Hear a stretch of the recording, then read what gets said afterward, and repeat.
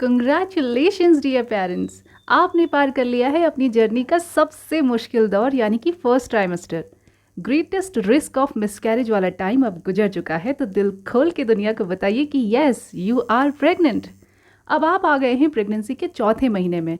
तो चलिए जान लेते हैं कौन से दुख दर्द पीड़ा अब दूर होने वाले हैं और कौन सी नई नई चीज़ें माँ और बच्चा इन दिनों एक्सपीरियंस करेंगे।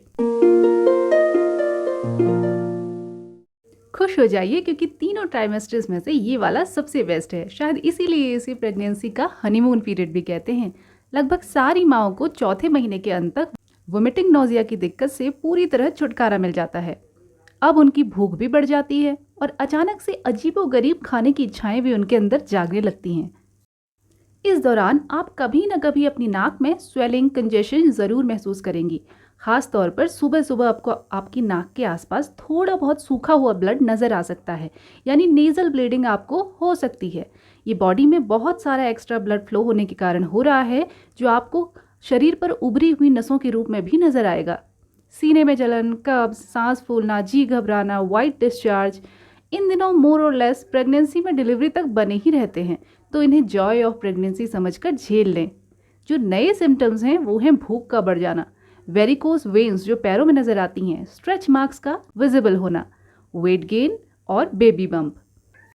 प्रेगनेंसी की इस स्टेज पर अब आपका वेट निश्चित रूप से बढ़ गया होगा। कितना और क्या वो इंडिविजुअल बॉडी पर डिपेंड करता है, पर ऑन एन एवरेज 4 से 5 केजी इस समय तक आपका वजन बढ़ जाता है। अब जो बेली साइज आपका नज़र आ रहा है वो एक्चुअल में बेबी बम्प है, कोई ब्लोटिंग या फिर स्वेलिंग नहीं। पहली प्रेगनेंसी है तो कई लोग अभी भी पहले जैसे ही नज़र आ सकते हैं, पर दूसरी प्रेगनेंसी से इस समय तक ठीक ठाक बम्प शो हो ही जाता है। इस महीने आपका यूट्रस बढ़कर ऊपर एब्डोमेन तक आ जाएगा, इसीलिए आपको ज़्यादा टॉयलेट विजिट पर इन दिनों शायद ना जाना पड़े। गुड पार्ट इज़ कि आपके बाल इन दिनों कुछ ज़्यादा घने हो सकते हैं। थोड़े लोगों को हालांकि हेयर लॉस भी हो जाता है। बाल अगर ड्राई हैं तो और ज़्यादा ड्राई, और ऑयली टेक्सचर के हैं तो थोड़ा और ऑयली आपको महसूस हो सकते हैं, लेकिन कुल मिला के बाल घने तो ज़रूर हो ही जाएंगे। मेडिकल टेस्ट की बात करें तो इन दिनों आपको AFP यानी कि अल्फा फेट्रोप्रोटीन टेस्ट करवाया जा सकता है, जो न्यूरल ट्यूब डिफेक्ट के लिए 16वें हफ्ते के दौरान करवाया जाता है। ये फर्स्ट ट्राइमेस्टर में होने वाली FTS का फॉलोअप टेस्ट है, जिसमें आपने 11 से 13वें हफ्ते के दौरान एंटी स्कैन के साथ एक ब्लड टेस्ट करवाया था। AFP में 16वें हफ्ते के दौरान ब्लड में अल्फा फेट्रोप्रोटीन की मात्रा देखी जाती है।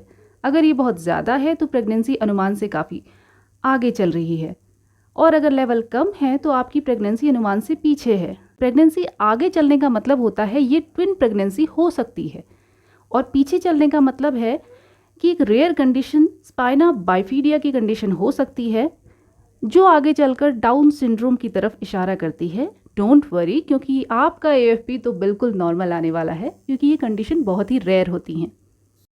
फीटल डेवलपमेंट की बात करें तो 4 महीने में बेबी 4 से 5 इंच लंबा होता है। एक एवोकेडो के साइज़ का वो नज़र आएगा। वजन करीब 100 से 125 ग्राम यानी कि 4-5 आउंस। स्किन अभी भी ट्रांसलूसेंट है, हालांकि उस पर कुछ छोटे छोटे बाल उग रहे हैं। एक लेयर से वो कवर होने लगी है, जिसे लेनुगो कहते हैं। रिप्रोडक्टिव ऑर्गन अब तेज़ी से बढ़ रहे हैं। हालांकि इंडिया में सेक्स डिटर्मिनेशन इलीगल है, पर जहाँ भी इलीगल है इस स्टेज पर बेबी का लिंग देखा जा सकता है। आपके प्लेसेंटा की लोकेशन के हिसाब से आपको बच्चे के मूवमेंट फील हो सकते हैं। पहली प्रेगनेंसी है तो अभी आपको कुछ महसूस होना तो मुश्किल है।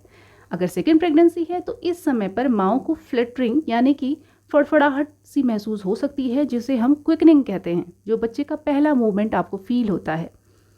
बच्चे की फिंगर्स, टोज बिल्कुल साफ साफ नज़र आ रहे हैं। Eyelids, eyebrow, eyelashes, nails, heads भी बन चुके हैं।